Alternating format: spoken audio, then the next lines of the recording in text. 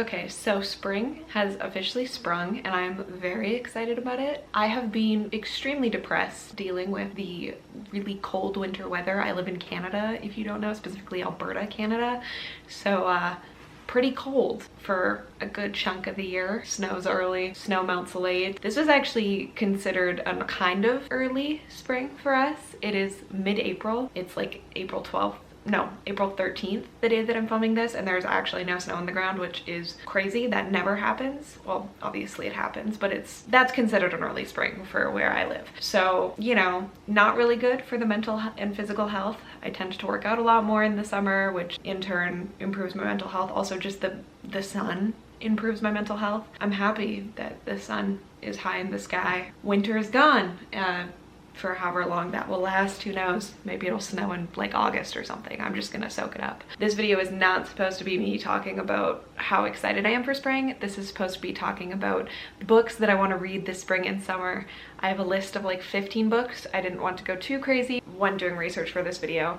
There are just so many new releases that are coming out in spring and summer, and then not only that, but there are so many like quintessential spring and summer books that everybody talks about and has read that I have personally never read. Like, I've never read an Emily Henry book. Isn't that crazy? Hopefully we will change that this year. Most of the books on this list are romance.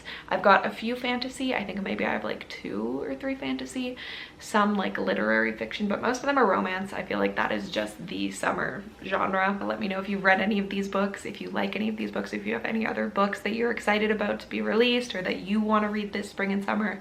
Maybe I'll add them to my list. Anyway, I've been rambling for way too long, so I'm just going to get right into it. So the first book that I want to read this spring and summer is Malibu Rising by Taylor Jenkins Reid. I have read 2 of her books. I've read Daisy Jones and the Six, and I've read The Seven Husbands of Evelyn Hugo. I forgot what it was called. A lot of her book titles are a mouthful. I read them a couple years ago, thought they were okay, and then I reread them in January of this year and I loved them so much more. I have like a new appreciation for her books, so I'd like to read more of them. Those are probably her most popular ones, but I'd like to read Malibu Rising and Carrie Soto is Back. I don't know if I'm interested in going into her backlist because I know she has more like normal romance books. I don't know, we'll see how I feel. But I kind of want to just do like her Hollywood series, sort of, which is those 4 books of like famous people and they're kind of interconnected. Malibu Rising I feel like is probably the most summer of her books, that and Carrie Soto is Back, so we'll see if I can get to both of them. But Malibu Rising, that's the one that I put on this list. Our main character Nina Riva, who is the daughter of Mick Riva, who's a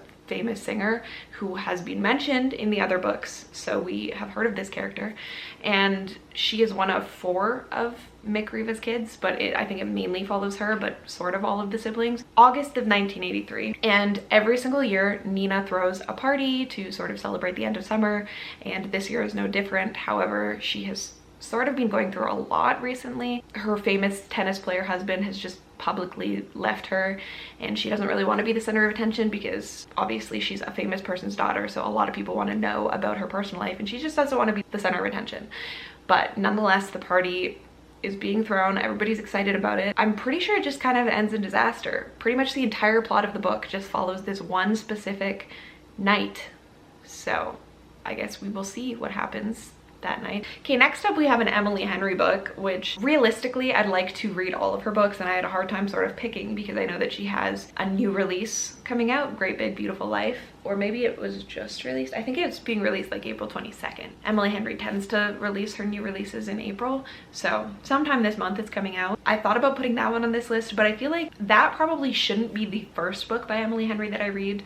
I feel like I want to go with something like Beach Read, and that's the one that I ended up including on the list, was Beach Read, because it's the favorite when you go on Goodreads. It's the most shelved one out of her books, and it is the most talked about and a lot of people's favorite Emily Henry book. Also, it just has the title Beach Read, and the plot summary of this book sounded interesting and sounded very summary. Basically follows January and Augustus, I think is his name. They're both authors. Augustus writes literary fiction and January writes best-selling romance, and they're both sort of in a book slump, or like a writing slump, writer's block. They're experiencing it. So they move for the summer, go and they rent out a beach house, and these beach houses are actually neighboring each other. They're both just trying to work through their writer's block, and they end up striking up, I don't know, some sort of agreement that they're going to try to switch genres for this 3 months.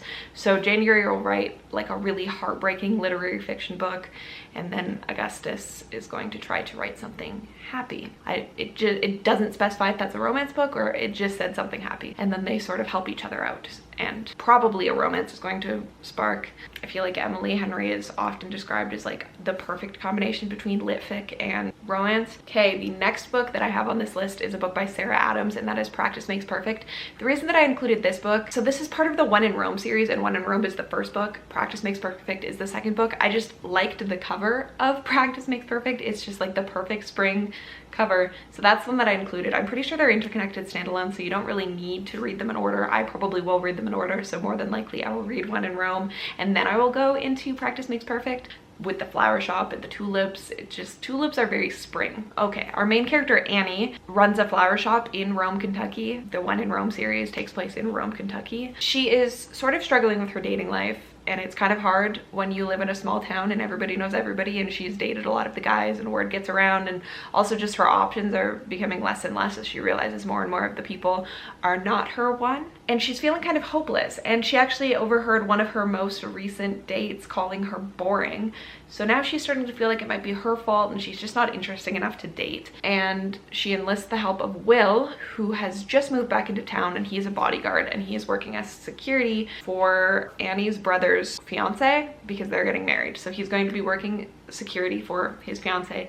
I'm assuming that that couple, her brother and his fiance, are the couple from the first book. So I'm probably going to read the first book first, even though you don't really need to, I would assume. She enlists his help, and he's like tatted up, sort of like, not bad boy, but like he's just not the type that you typically go for, not very straight-laced. And they go on practice hits together. He gives her advice, and obviously you can probably assume that a relationship buds from there. But yeah, that's the plot of that book. Pretty, I don't know, the flower shop thing makes it really perfect for spring, and the cover makes it really perfect for spring. Okay, the next book I have on this list is another book that a lot of people talked about last summer and the summer before. I'm pretty sure it was released in the summer of 2023, and that is It Happened One Summer by Tessa Bailey. I've never read a Tessa Bailey book. I know that specifically her Bellinger Sisters duology, which is this book, is probably her most talked about. It follows Piper, who is a Beverly Hills socialite. She went a little crazy and partied too hard one night at a party and ended up in jail, and her stepfather decided to cut her off financially and to sort of teach her about responsibility. He is making her go to, her and her sister, to Westport, Washington to learn about responsibility and to help run his pub. So she goes there, and then when she lands in Westport, she runs into this like super burly sailor who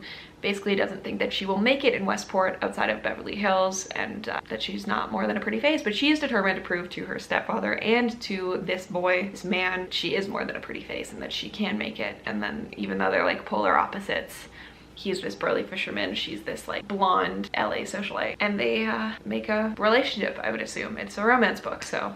And then the second one I think follows her sister, so. Okay, next up we have Magnolia Parks by Jessa Hastings. Now, I don't really think that this is a romance book. It is, but it's like a toxic romance book, kind of like Sally Rooney, but different. We follow Magnolia, as you can probably assume, and she is a London socialite, not a Beverly Hills socialite, she's a London socialite. And then we have BJ Valentine, who is like a notorious bad boy around London, and he's constantly photographed by the paparazzi. From an outside perspective, they look like they're perfect for each other, but they both have just like personal things that don't allow them to be together, that cause themselves to continuously hurt each other. He sleeps with other girls to upset her, she dates other boys to upset him. You know, they're just constantly hurting each other and then coming back to each other, and it's like super toxic. So go into it knowing that it is super toxic. I will be doing that. A lot of people love it despite that, so I hope that I'm one of those people. Obviously I don't want to dislike it even if it is a toxic relationship. That's really all that I know about it. I don't know a lot about the plot. I know that it is sort of the Magnolia Parks universe, so there's 5 books in the series right now, and they sort of alternate back and forth between Magnolia Parks and Daisy Hates. Okay, the next book that we have is a book that I think came out this month, and that is a Abby Jimenez book. I've never read an Abby Jimenez book. I kind of want to read the Part of Your World series, but I put this on the list because it was a release that was released this year. It's not part of a series as far as I'm aware, and that is Say You'll Remember Me by Abby Jimenez. I don't know if I said the title yet. And it follows our male main character, who's a veterinarian, and our female main character, Samantha. She sort of has personal things going on in her life that make her not ready for a relationship. She tells him to basically forget about her, forget that they ever went on this date, but I think that he probably has kind of a hard time doing that. On paper, everything would be perfect. It's just sort of perfect person, wrong timing sort of situation. That's all I really know about that book. A lot of people are talking about it right now. I'm sure that you've probably heard some things about it, as have I. The next book that I have is an Annabelle Monaghan book, which I've heard a lot about her recently, and the one that I thought would be the most perfect for summer, the perfect one to put on this list, is Summer Romance by Annabelle Monaghan. It was released in like June of last year, I'm pretty sure. And it follows our main character, Allie, whose life is sort of a mess. Her mom passed away 2 years prior, and then her husband left her, and she is now sort of like a single mother of 3 kids. And she's actually a professional organizer, but her life could not be more disorganized. She has been just going through it for the last couple of years, and the first time since her husband has left her that she was able to finally take off her wedding ring and put something on that was not sweatpants and leave the house and I think take her dog for a walk or something. Her dog actually ends up peeing on this guy, Ethan, but he is not overly put off by this. He's actually sort of intrigued by her. So they strike up a summer romance. She doesn't want to get hurt again because she's sort of been through it, but they strike up a summer romance. And the nice thing about those is that nobody's supposed to get hurt. Like, they're supposed to be short-lived. There's not supposed to be real feelings, but something tells me that that is not actually how it will go down. So we will have to see. Okay, next up we have a fantasy book. I didn't really make this list in any particular order. I just, whenever books popped into my brain, I put them on the list. And as far as fantasy goes, I put Powerless by Lauren Roberts. I just felt like fantasy is more of like a winter and fall genre for me personally. That's just when I like to read my fantasy. Sometimes I just get in the mood to read fantasy, and Powerless seemed like more of a springy, summery fantasy book. As I'm sure that you are probably aware if you've been keeping up with my channel recently, I am sort of back in a Hunger Games phase. Powerless is described as like a fantasy version of the Hunger Games, so obviously that is something that is very, very intriguing to me. So basically the way that the world works is there are ordinary and elites are like this elite race of people who have powers. Anybody who is born ordinary has been banished to sort of preserve this eliteness, except for Peyton. She is pretending to be an elite in a town full of elites. She doesn't have powers, so she's sort of posing as a psychic and getting by as a thief and a criminal. And then I don't really know how this comes about, but she ends up saving one of the sons of the king, one of the princes of Ilya. Because of this, she is thrust into the purging trials, which is the brutal competition. This is like the Hunger Games aspect. This competition that basically exists to show off the elite's powers. The problem you can probably figure out on your own is that Peyton does not have powers, so now she has to try to survive without having powers and have nobody know that she doesn't have these powers. So very high stakes it sounds, and very intriguing to read about. The next book that I have on this list is also from an author that I have never read, and that is Elsie Silver. See, a lot of people preface talking about Elsie Silver by saying, I didn't think that country romance would be something that I enjoy, but I absolutely love her books. And I'm in the same boat. I don't think country romance sounds like something I would enjoy, but so many people do. So I included Wild Love by Elsie Silver, which is the first book in her most recent series, Rose Hill series. Her most popular one is Chestnut Springs, and that one is completed. So if I enjoy these books, maybe I will go back and read her other series. So Wild Love is the first one. These are also interconnected standalones. So it follows our male main character, Ford Grant, who has been labeled the world's hottest billionaire by Forbes. However, he kind of wants to live a quiet life under the radar, has this dream of opening up a recording studio, but that plan sort of comes to a halt because he finds out that he has a 12-year-old daughter that he is now going to be tasked with parenting. And then Ford's best friend's sister, Rosie, has just moved back into town after losing her job some way or another, and she desperately needs a job. So she begs him for one, and he gives her one to help her out, but he is attracted to her and he has to try to stay away from her because she is his best friend's sister. Very dramatic. The next book that I have on this list is a book that I'm pretty sure is being released in May, and that is What Happens in Amsterdam by Rachel Lynn Solomon. I've never even heard of Rachel Lynn Solomon, but when doing research for this video, looking at new releases, looking at this cover, looks perfect for spring. And I know that you're not supposed to judge a book by its cover, but the cover is so beautiful that it caught my eye. But anyway, it follows our female protagonist, Danny, who is sort of in a career rut, still doesn't really know what she wants to do with her life. She's in her 30s now. She had an office romance that sort of ended on bad terms, and she ended up getting fired. So she applies for a job in Amsterdam, like a super far-fetched job that she doesn't think that she will land, but then she ends up landing it, so she moves to Amsterdam. And this has been like the worst week of her life. She's just very down in the dumps. And while she's out for a bike ride, she ends up crashing her bike into this guy. I don't know how to say his name. Wouter. I've never heard that name before. I could completely be saying it wrong because the guy is Dutch, so not a name that I've heard before. She crashes her bike into him, and it turns out that this guy was actually her ex-boyfriend from high school, so a very long time ago. And he was actually a Dutch foreign exchange student who her family housed. They had a relationship. It sort of ended on bad terms. When they meet again, there's still that animosity there, but they